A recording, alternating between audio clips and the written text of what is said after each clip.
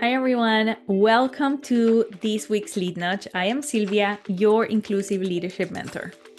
I've been involved in the topic of DEI for a while, and I have this interesting experience I had with the senior manager that I once worked.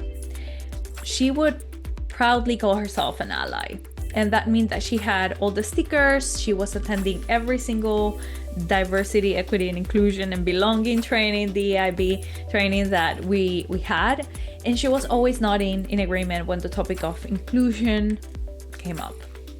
But talking the talk is not the same as walking the walk. And I got to see this in real life after one specific meeting where, unsurprisingly, this junior colleague shared an idea and she was talked over, right? As we see many times. Even though this senior manager was not the one perpetrating the interruption, she also didn't act on that.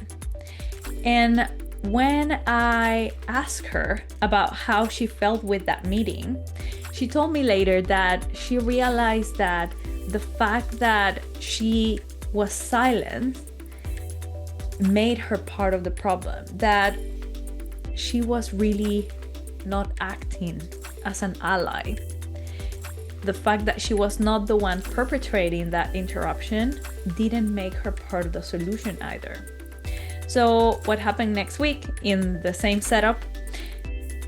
Another colleague also continued to share the idea, but this time, after a conversation, she decided to be courageous and ask for a pause. And she said, let's just take a moment. I would like to hear her colleague's name finish her thought. She was super red. So this was uncomfortable action for her, but she decided to take action. And that is exactly what allyship means. Is that shift from just believing something to acting upon that. That's exactly what being an ally means. There's this research from the MIT that found that 80% of white employees would call themselves ally. And this is not about specific group, allies to a specific group, but in general, no? So allies to the LGBTQ community, allies to women or gender groups, or to people of color groups. But here is what's interesting, because even though 80% of white employees would call themselves allies, only 45% of Black women actually feel that they have strong workplace allies. So let's just connect these two numbers for a moment, because there is definitely a gap in between I support this and the being vocal about it, talking the talk, versus actually I will do this. I will take action towards this value that I have been vocal about, and I will take action and put my money where I say I'm gonna go. So for this week, I have a small challenge for you all, and I want you to find a small moment to take action and to be courageous about it. And that might look like noticing when somebody's being interrupted and choosing to speak up. And that doesn't mean being rude. It means just, in a very polite way, create space for that person who's being interrupted, regardless of gender or seniority or anything else. It's just about creating space.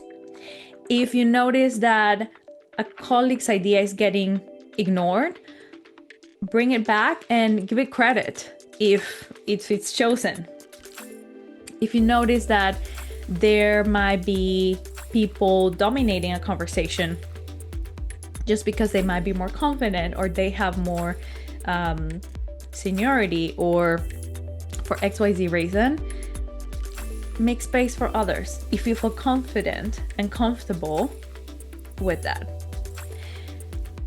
As you can tell, these aren't big things. I am not bringing rocket science here, but they are just small daily choices that actually build trust and create equity for our team members, one action at a time.